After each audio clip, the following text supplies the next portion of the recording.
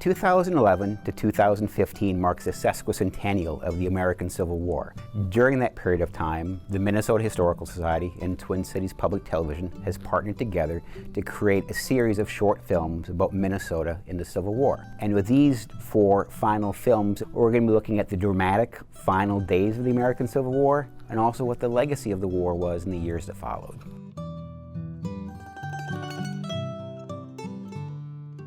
Minnesota and the Civil War Showcase 3 is a Minnesota Partnership co-production of the Minnesota Historical Society using the power of history to transform lives and Twin Cities PBS. Funding has been provided by the Arts and Cultural Heritage Fund, administered by the Minnesota Historical Society. It's a dramatic time in American history, and Minnesotans are feeling it. They've been gone for years. And so what we did at Fort Snelling in 2015 is to create a reenactment to retrace the steps of the 2nd Minnesota, which was just a fantastic way, I think, of kind of putting yourself in the shoes of these soldiers and kind of envisioning what that might have looked like 150 years ago at the very historic site where it happened.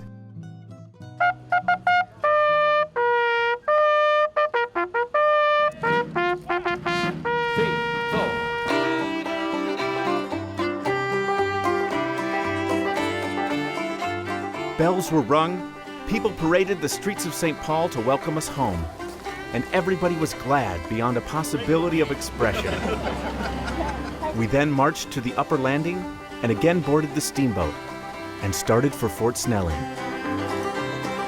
Yes, we'll gather at the river, the beautiful river. Gather with the saints at the river that flows by the throne of God. After 4 years of bloody combat, the American Civil War finally came to a close in April 1865 with the surrender of Robert E. Lee at Appomattox Courthouse. I just imagine what it must have been like. You know, you've got your husband or your son, your brother in the war, and you get the news that Richmond has fallen. And very shortly after that, Lee surrenders. There must have just been such incredible joy that happened. But I always think of the widows and the children of those men who didn't come home and how the occasion wouldn't have been nearly as joyous.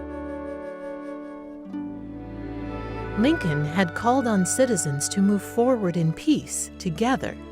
Let us strive on to finish the work we are in, to bind up the nation's wounds, to care for him who shall have borne the battle, and for his widow and his orphan.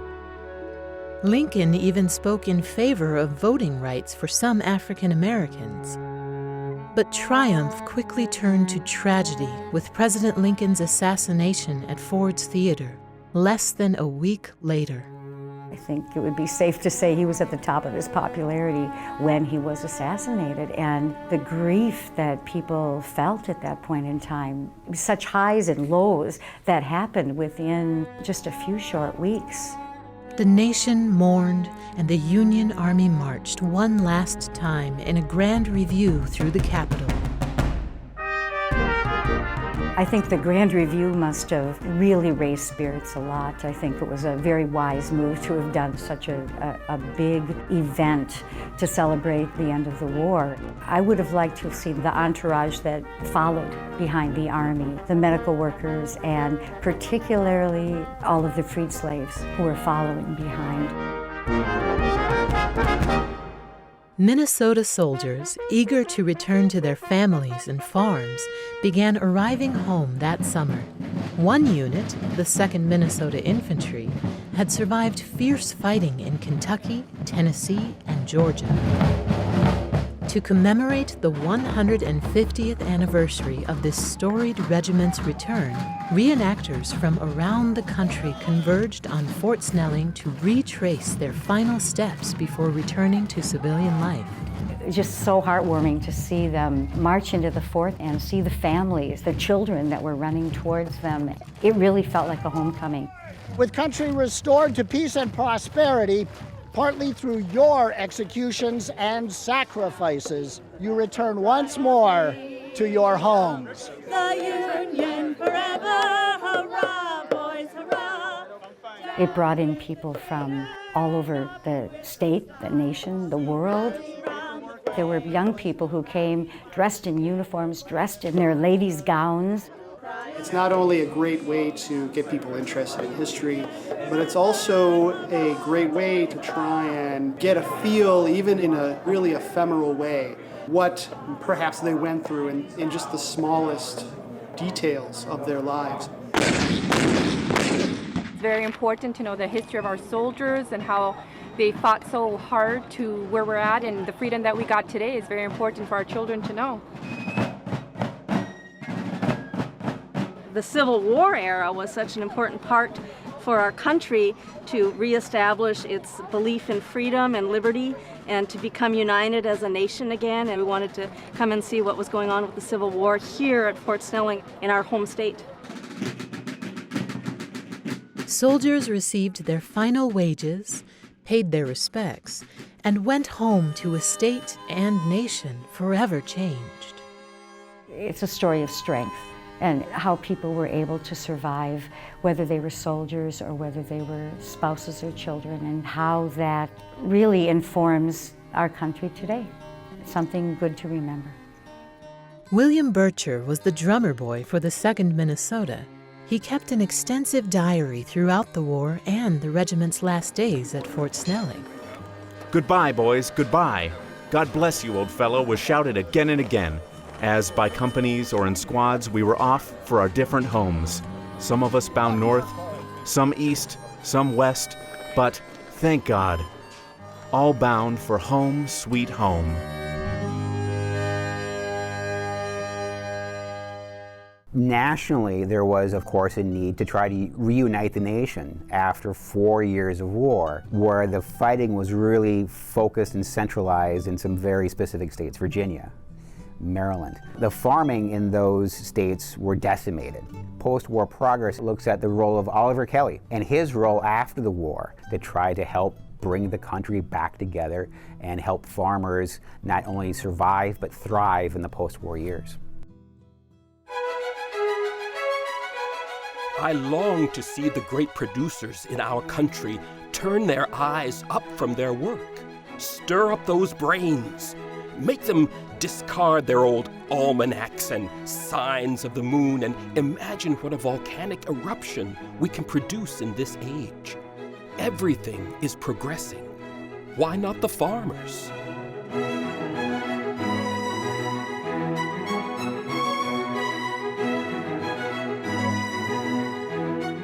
Oliver Kelly personified progress. He was a tireless innovator who not only used and promoted new methods of farming, but spearheaded the first national advocacy group for farmers, the Grange.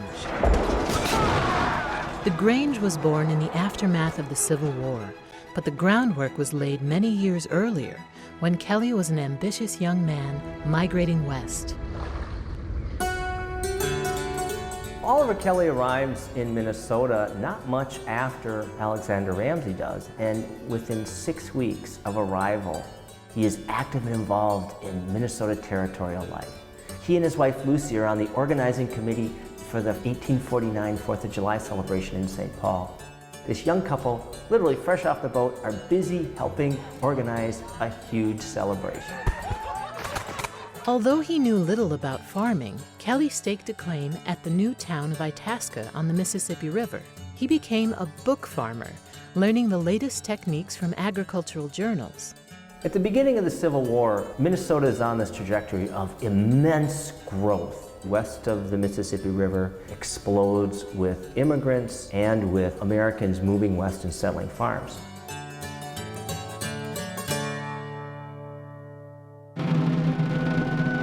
After war broke out in 1861, Minnesota was called on to supply soldiers to fight and food to feed the soldiers.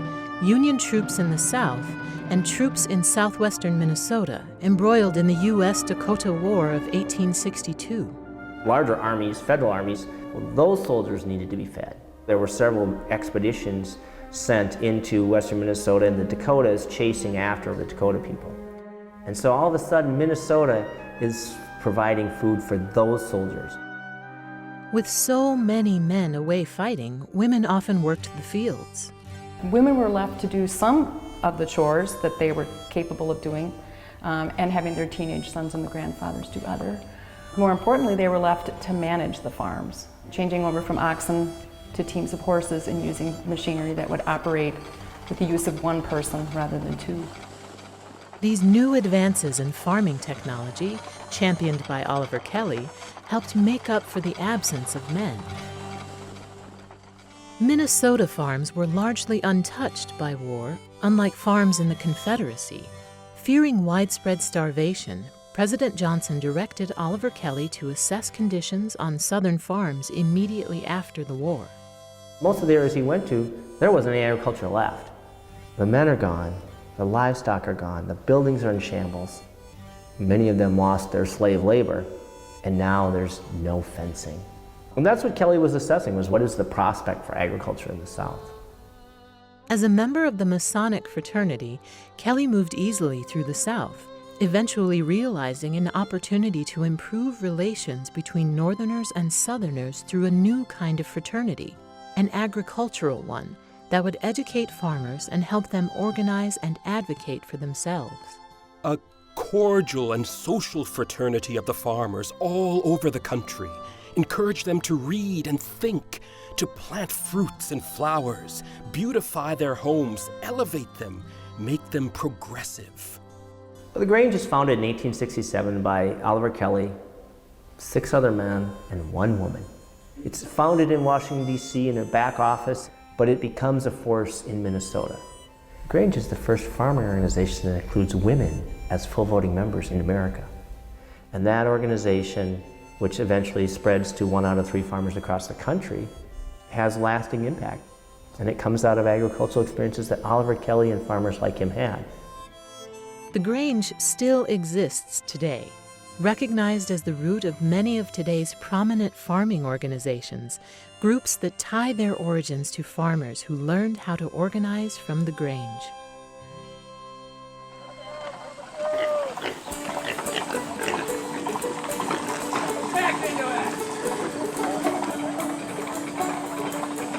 Since the Civil War, Minnesota has helped feed the nation and the world. Visitors to the Oliver Kelly farm can travel back to that time and experience an 1860s farm firsthand. We do it from a 19th century perspective, which takes a lot of work. They find a place that has been here for over 150 years, a farm that's been under continuous cultivation since 1853, meaning crops or livestock have been raised and sold off years since. They find a museum that's a farm that is a museum. It is the restored 1860s farmstead. Today, this farm is important to visit because it is a safe, hands-on opportunity to explore farming and agriculture, and that it takes people to feed people, I think, is a really important lesson. And I think that's the thing that we do best here.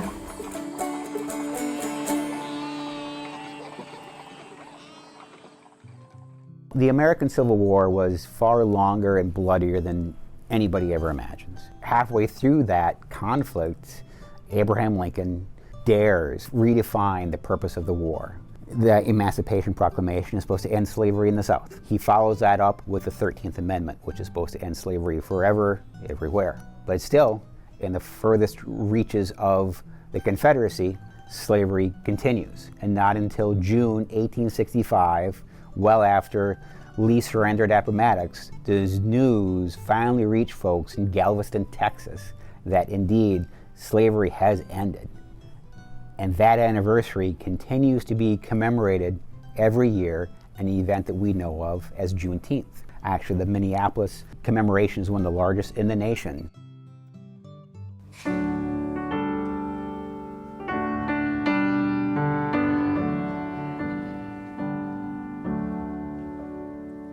This world is one great battlefield with forces all array.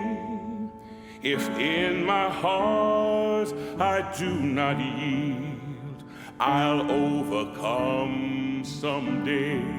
I'll overcome someday.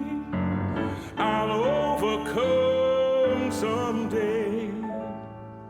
If in my heart I do not yield, I'll overcome someday. Like the Civil War itself, slavery didn't end with one decisive act. After the Battle of Antietam in September 1862, President Lincoln issued the Emancipation Proclamation in January 1863. It declared all persons held as slaves within the rebellious states to be free. Northern abolitionists welcomed the proclamation as a first step, while Southern slave owners ignored it. Ending slavery would take a constitutional amendment passed in January 1865, Robert E. Lee's surrender at Appomattox in April 1865, the heroism of many enslaved families, and the Union Army itself to personally deliver the news to the most remote corners of the conquered Confederacy. The proclamation that Lincoln signed didn't find its way into Texas, which is where my father's family is from, and the Rambo family, until mid-June of 1865. On June 19th, Union General Gordon Granger arrived in Galveston and personally delivered the news. The people of Texas are informed that, in accordance with the proclamation from the Executive of the United States, all slaves are free. This involves an absolute equality of personal rights and rights of property between former masters and slaves, and the connection heretofore existing between them becomes that between employer and hired labor. There was a lot of celebration, but there was also a lot of sadness, a lot of concern, a lot of fear. Both enslaved Africans and those who held slaves didn't know what really to do now.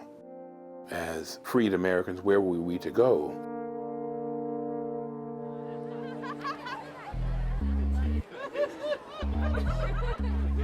"150 years later, June 19th is a day of remembrance and celebration. I think my first Juneteenth celebration was when I was 6 or 7, because I remember roasted ears of corn. And this was in Austin, Texas. And then coming here, I was surprised and really astounded to find out that Minneapolis, St. Paul have such a strong connection with Juneteenth.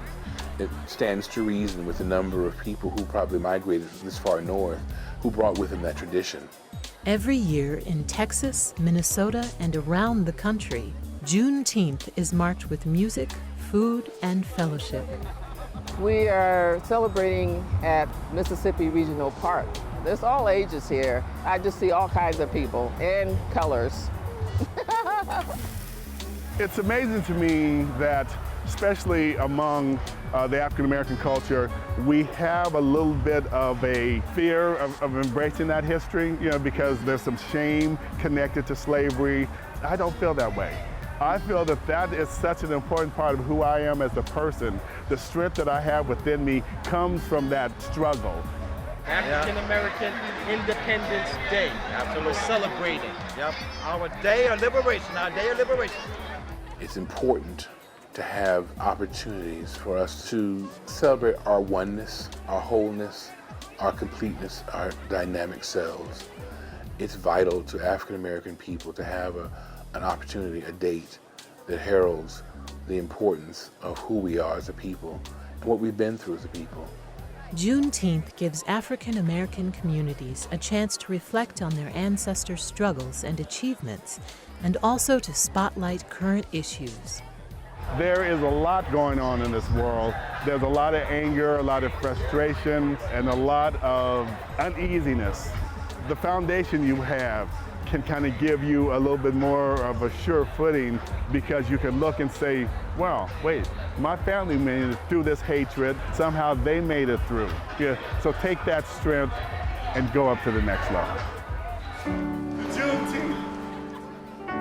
I love seeing the support that I get every year. It's always new people I'm meeting and hopefully collaborating with them so we can have Juneteenth and not let it die. is so important. If in my heart I do not yield, I'll overcome someday. Daryl Sanis and Harold Hoser allow us to look back on this 4-year period and look one last time at this anniversary that we've had and compare it to previous anniversaries. A lot of the symbols of the Civil War are still being debated. So to be certain, that scholarship that we rely upon to understand this most dramatic period in American history is continuing and will continue for years and years to come. From the first state to volunteer troops at the outbreak of war to the last surviving Civil War veteran in the nation, Minnesota is home to many Civil War stories. How am I ever going to read all these letters? 150 years later, these stories continue to inspire commemorations, both solemn and celebratory, across the state. 3 cheers for Minnesota! Hip hip! Hooray! Hip hip! Hooray! Hip hip! Hooray!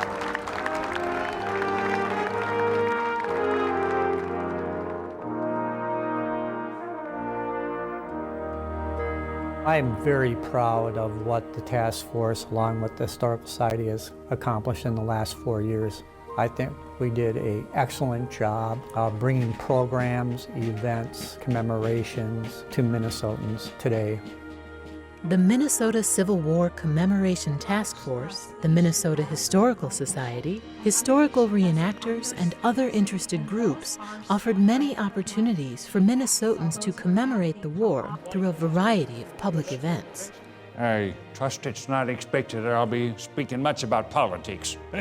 Well, Fritz Klein is certainly the preeminent Lincoln living history person in the country. To have him come here to Minnesota and share that with us, especially to share it with students, was very powerful and very moving. We must simply continue working to bring this struggle to an end. I need to warn you, sir, these are very green troops. And Arnkind is a Civil War reenactor. He knows how to reach students and children and does a great job in bringing the Civil War to life.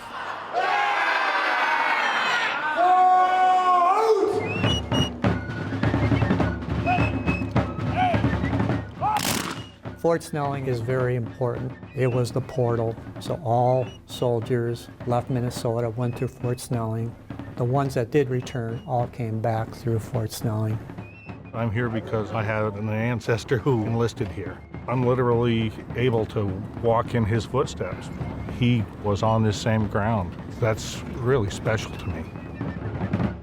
From Pipestone to Wasioja, from Duluth to Rochester, books, special events, and exhibits all serve to elevate public awareness, not only of the Civil War, but of a war fought here at home, the U.S.-Dakota War of 1862. As all the others are welcomed home, Dakota people must have wondered, how long will it be before we are welcomed in our homeland?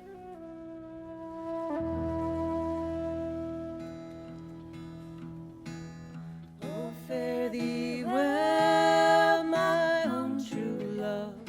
To mark the end of the sesquicentennial, radio listeners statewide tuned into a special show from St. Paul's Fitzgerald Theater. As we met, she put her arms around my neck, saying, "James, I will kiss all the boys today. I had 4 boys in the Army, and today they're all home." General Robert E. Lee has surrendered his army at Appomattox. Bells ring out across the country, and a crowd gathers outside the White House balcony once again. Lincoln comes out on the balcony. He obliges them with a few remarks, ending with a request that the band strike up the tune Dixie. It's a favorite song of his. Any talk of the Civil War has got to have Abraham Lincoln at the center of it. 150 years later, Lincoln's immortal words continue to inform and inspire. I think he is, without question, the central figure of the century. Just an amazing character, and people at the time knew it. Harold Hoser is the preeminent Lincoln scholar, and having him here was also very special. A new era was dawning for black freedom in America. Lincoln in his inaugural asked whites in the North to bear their share of responsibility for tolerating the hypocrisy of slavery in the South. He brings a very powerful message and does a great job of bringing Lincoln to life. Also brought to life during Minnesota's commemoration, African American stories related to the war, including Dred and Harriet Scott's time at Fort Snelling, where they lived as enslaved people in a free territory. Finding out that Dred Scott actually stayed here, it really impacted how I viewed Minnesota. The Scots' quest for freedom helped set the war in motion, a war that tens of thousands of black soldiers helped fight. The further exploration of African American history has been so valuable because as a kid growing up in the Civil War centennial period, nobody knew about African American soldiers. No one acknowledged slavery as the cause of the war.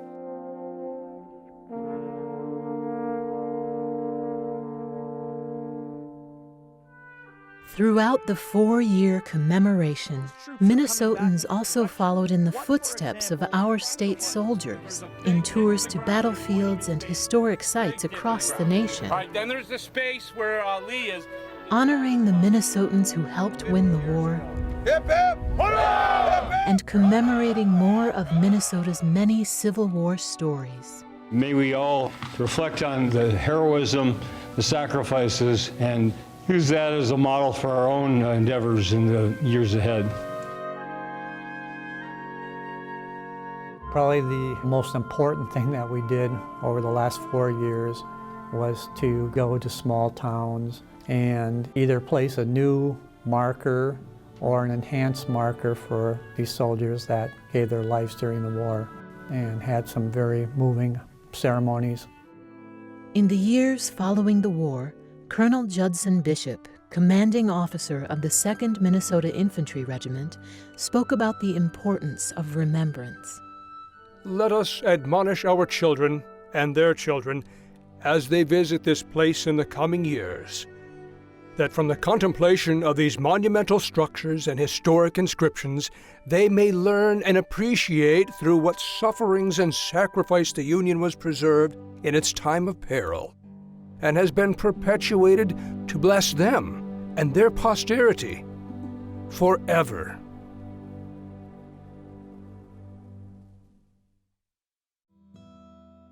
One of the things that you take away from doing 14 short films on Minnesota in the Civil War is that you see the number of people that share perspectives and share their passions to advance this story. Questions are still being asked today, but I think that's an important legacy of the American Civil War. Maybe a legacy of some of these short films is just seeing different people really working very hard to make sure that these stories are preserved now and into the future.